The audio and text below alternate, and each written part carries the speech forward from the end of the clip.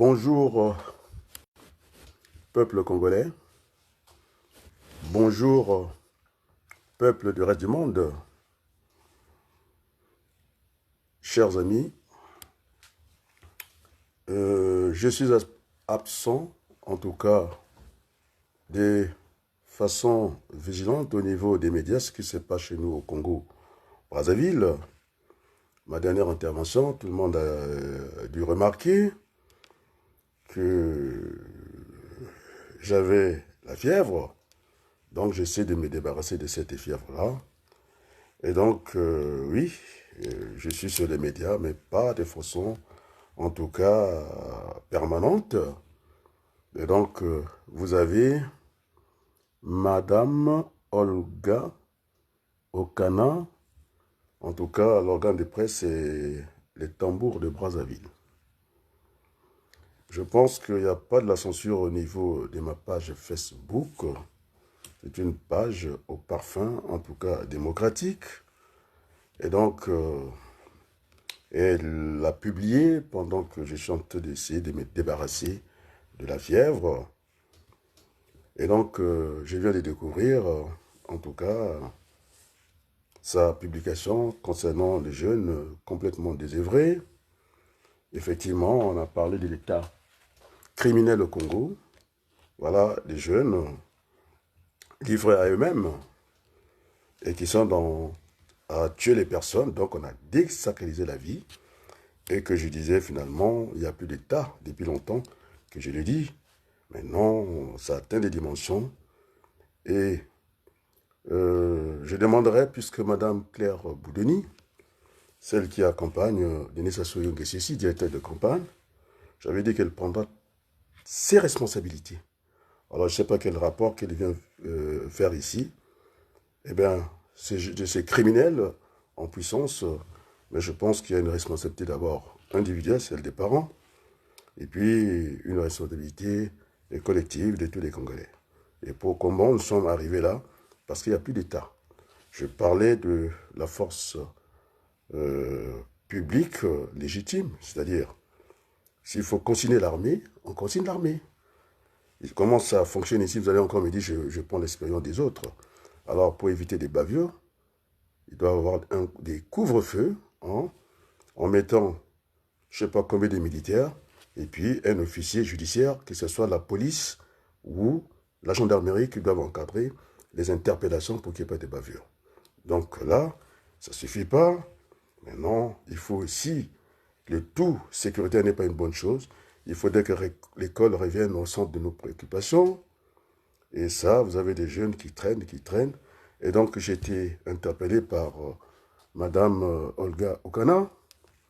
J'ai vérifié l'organe de presse au Congo national qui a pensé, en tout cas, m'interpeller.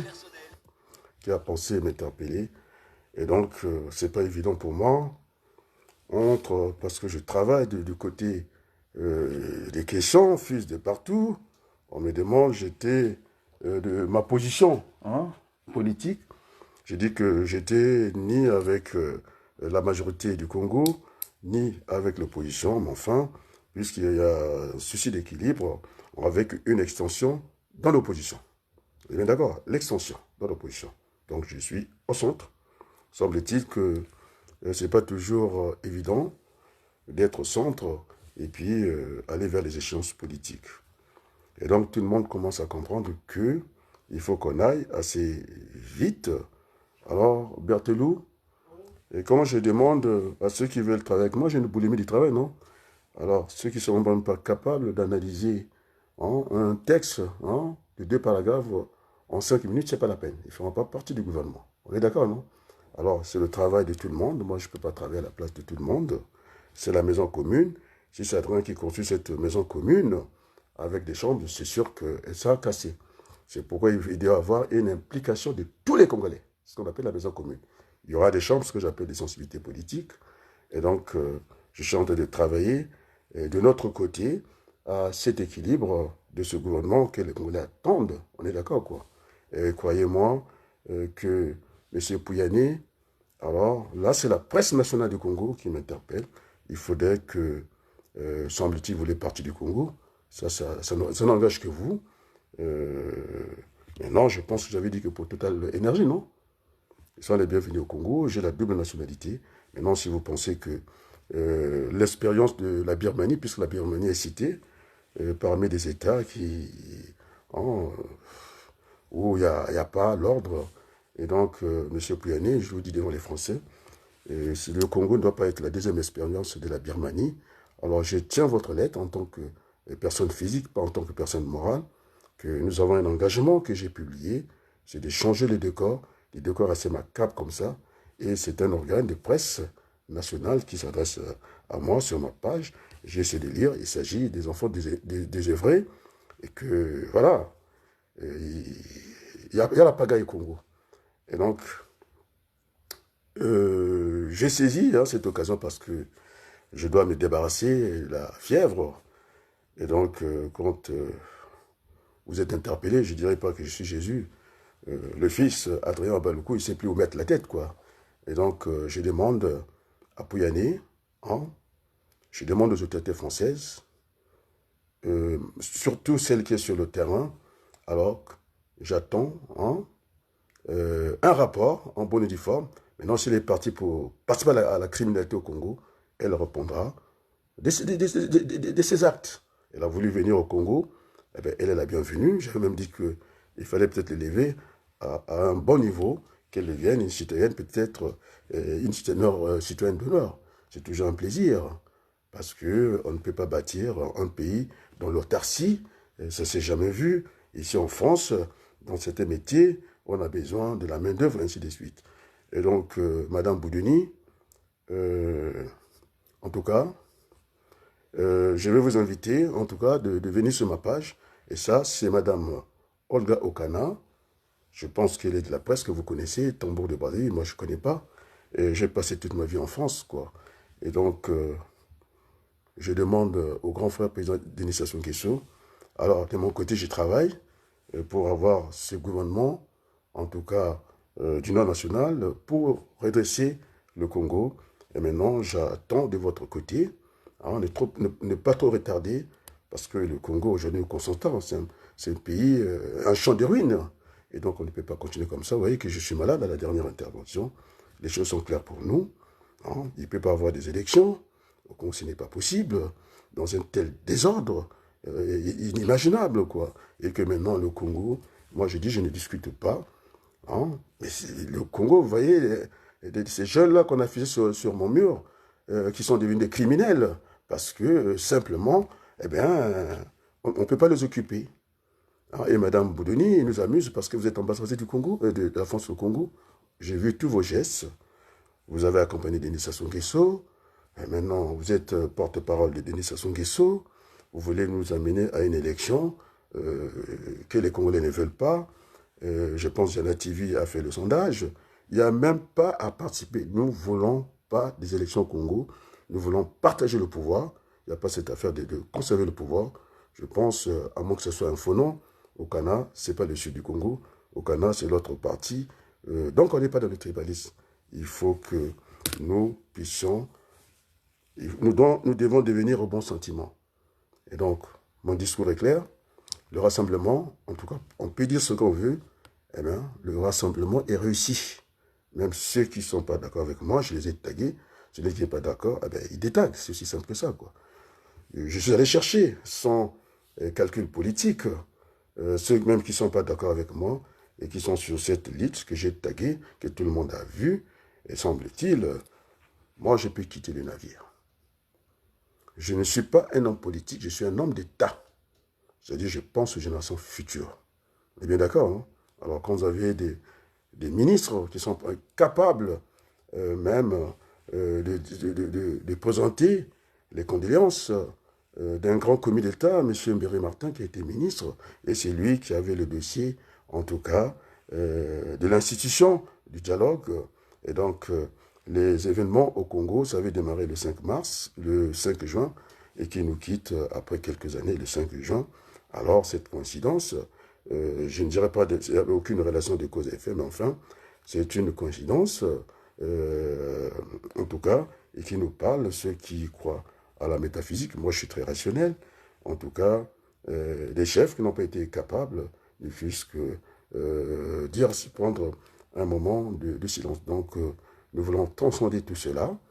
Et donc, si vous n'aimez pas les études d'opinion, les Congolais souhaitent que je prenne, au niveau du gouvernement, la direction de ce gouvernement du salut national. Alors, on va doser, je ne serai pas seul à composer ce gouvernement. De notre côté, j'ai avancé quelques noms, mais alors ça, croyez-moi, ce n'est pas parce qu'on annonce les noms. Je suis quelqu'un qui a une boulimie de travail, vous voyez, je viens de me réveiller de mon lit, et j'ai lu que Mme Okana, des Tambours de Brazzaville, m'a interpellé.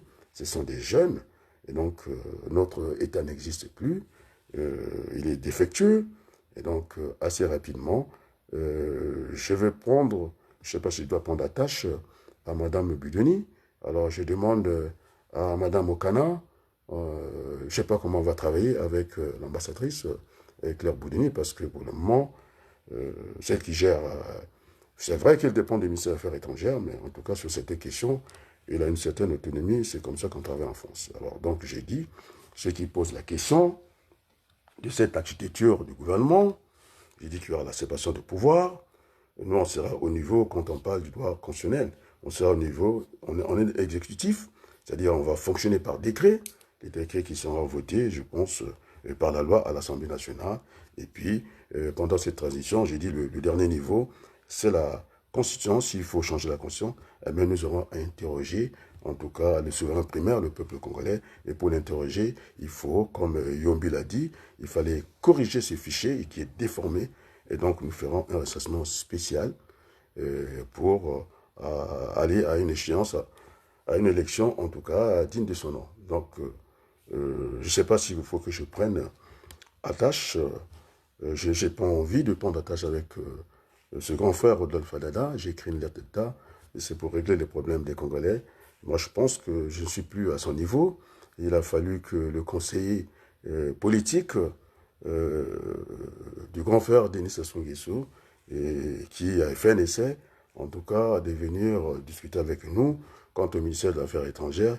Il ne nous connaît pas, alors qu'il y a un prolongement de ses prérogatives. On parle bien des Congolais et de l'étranger. Bon, maintenant, ça commence à bouger un peu. J'ai reçu, je pense que j'aurai aussi besoin de Ounoulou, Agnès Ounoulou. Je suis celui qui a dirigé ses premiers pas en politique. Oui, j'annonce que je suis invité par elle.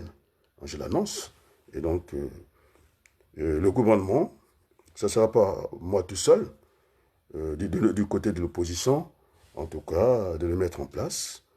Et puis, on verra. Donc, les ministres ne sont pas capables d'analyser assez rapidement une situation du Congo. Eh bien, ils ne feront pas partie du gouvernement. Parce que moi, je n'aime pas les feignants. Hein? Il se passe des choses graves au Congo. Vous voyez, même dans la maladie, on essaie de reprendre présent parce que la situation est préoccupante. Donc, je ne vais pas relancer le débat ici. Je ne sais pas si que je prenne encore, je fasse l'effort de prendre attache auprès de l'ambassadeur grand frère Rodolphe. Je ne pense pas. Parce que je lui ai envoyé la lettre dans le même sens. Maintenant, j'en ai plus à son niveau. Et maintenant, je pense que du fait qu'il y a quelque chose qui vous dérange, hein, Berthelou, je suis passé dans le média Télé Congo. Hein? Alors, mon visage est connu, ça donne encore le rayonnement. Et les gens ont envie maintenant de revoir Télé Congo, Télé Congo. C'est un patrimoine de Congolais. Et moi, je n'entends pas laisser Télé Congo, Denis Sassou Nguesso, et puis aller m'amuser. En tout cas, Télé Sud, je connais. C'est pas moi qui va impressionner. Bon, voilà, je n'ai pas envie de parler, c'est une affaire des nègres, quoi. Moi, je n'ai pas envie d'y aller. Télé Sud, je l'ai envoyé, en tout cas, à Nzambatia chez lui. Et donc, je connais la maison, mon carnet d'adresse, que ce soit les Christophe Barbouvier, non? J'ai mis mon carnet d'adresse à la disposition des gens. Et maintenant, ces gens qui ont des agendas cachés, je lui dis tranquillement, eh ben, ils ne feront pas partie de ce gouvernement parce qu'ils ne mesurent pas la souffrance du peuple congolais. Et ils sont là à les m'attribuer. C'est pourquoi j'ai fermé cette affaire. Dès qu'ils ont vu, ils lisent les journaux, et que la transition, non, on n'a pas encore commencé. Parce que, oui, on fera cette politique de salon, nous allons discuter avec le grand frère Denis Sassou Nguesso pour essayer de, non pas essayer, pour sortir ce pays là où il est actuellement, où rien ne fonctionne. Et donc voilà mon message, madame, il faut que je trouve son nom, et c'est Olga Okana, je pense que c'est un organe de presse qui est venu sur ma page, et donc oui, je prendrai contact, attache avec elle, pour voir qu'est-ce qu'on peut porter, mais de toute façon, même pendant, oui, j'ai une petite, non pas une fièvre, il n'y a pas de petite fièvre, ça peut vous emporter, quoi. Et donc, je me suis réveillé. Croyez-moi que le gouvernement de transition, qu'on appelle un gouvernement de cohabitation, moi, je travaille avec d'autres personnes durement, et donc, ça sera du côté de Sassou Nguesso, il faut qu'on ait un moment. On ne va plus passer par je ne sais pas quoi que ce soit. Arafat, le Palestinien et le Premier ministre Rabin, ils ont fait cette politique de salon. Donc assez rapidement, il faudrait qu'on se retrouve pour la composition de ce gouvernement-là. Et j'ai donné des critères. M. Mboulou, au regard de ce qui se passe, ministre des Affaires étrangères, vous ne ferez plus partie de ce gouvernement parce que, oui, la criminalité, on peut en cacher. Mais quand vous avez ces jeunes délinquants, non, ces jeunes qui n'ont pas eu notre encadrement, oui, c'est vrai qu'il y a une responsabilité des parents, mais si vous avez des parents qui n'ont jamais travaillé de leur vie, qui ne connaissent pas le bulletin des salaires, nous en sommes là. Le Congo, M. Pouyanné, est un pays des nababs, donc un pays riche, et puis pour caracoler dans le peloton des États, et quand un État a fait un concours pour devenir pays pauvre et endetté, ça avait fait couler le pont, ça avait raté. Oh mince, notre pays. Alors donc ça c'est l'âme du Congo. Est-ce que nous avons de quoi pour redresser ce pays? La réponse est oui. Les matériaux existent. Maintenant, on ira chercher le matériel et donc le chemin de fer. Il va nous manquer des machines, même à l'époque, en tout cas, des batignolles, on a préféré se servir, en tout cas, de la main-d'œuvre humaine. Et le nombre de traverses, ce sont les nombres à peu près de ceux qui ont laissé la vie. Et aujourd'hui, ce chemin de fer qui est devenu un lambeau. Et donc, il est existant. Nous mettrons les moyens. J'avais dit que je ne vais pas revenir sur ce discours-là. Et donc, quand on n'a pas le matériau, eh bien, rapidement, il faut qu'à chaque 100 km, qu'on puisse créer des villes nouvelles. On a le bois. Alors, de toute façon, les chalets, vous allez du côté des États-Unis, une maison en bois a une durée de vie qui nous dépasse même nous, de 400 ans, si c'est bien entretenu. Et puis, on a du bois de bonne qualité. Et donc, on va travailler avec les matériaux locaux. Je dis matériel, ce que j'ai dit, non. Nous avons des pierres au pont du Dieu, peut-être les fer. On fera venir des rails et puis des locomotives pour faire ce trafic-là. Et donc, pour terminer, en tout cas, il y a un échange. Hein. Moi, je rentre au public. Je ne sais pas si ce n'est pas la force on appelle ça IA, hein, l'intelligence artificielle. Et donc, j'ai répondu au fils de Denis Sassou Nguesso, apparemment, qui voulait que je donne mon appréciation par rapport à son vol inaugural. Semble-t-il qu'il aurait changé de moteur avec l'équivalent, je ne sais pas, de ceux qui sont dans les moteurs d'avion. Et puis finalement, je disais que c'est vrai que le décollage, hein, l'inauguration, en tout cas, de la nouvelle flotte de Air, s'était fait à moitié. Qu'est-ce qu'on fait pour la certification de la navigabilité d'un avion? C'est l'envol, hein, Berthelot qu'on appelle le décollage. Après, on regarde un peu le vol, si l'avion arrive à tenir l'altitude, ça fait pas para là. Et donc, après, on regarde l'atterrissage. Donc, quand vous avez réuni ces trois conditions, et donc le temps peut être, en une heure, on peut certifier un avion, non? Mais j'avais dit que au fils Denis Sassou Nguesso, il ne fallait pas rester en dehors de l'avion, sur le tarmac, et puis du côté des visiteurs, voir décoller cet avion. Donc, vous ne rassurez pas les Congolais. Il fallait prendre l'expérience du père Kabila, non? Kabila père. Et lui, quand il a eu la nouvelle flotte, le premier à s'embarquer dans l'avion, il a fait un vol inaugural, il faut lire hein, la presse, de Kinshasa Kisangani. On est bien d'accord, non? Et donc, il y a un bon contact à ce niveau-là. Je pense que tous, assez rapidement, nous allons, ce qu'on appelle, non? Le miracle congolais aura lieu, et ça, je peux vous rassurer. Et merci beaucoup, à très bientôt. Au revoir.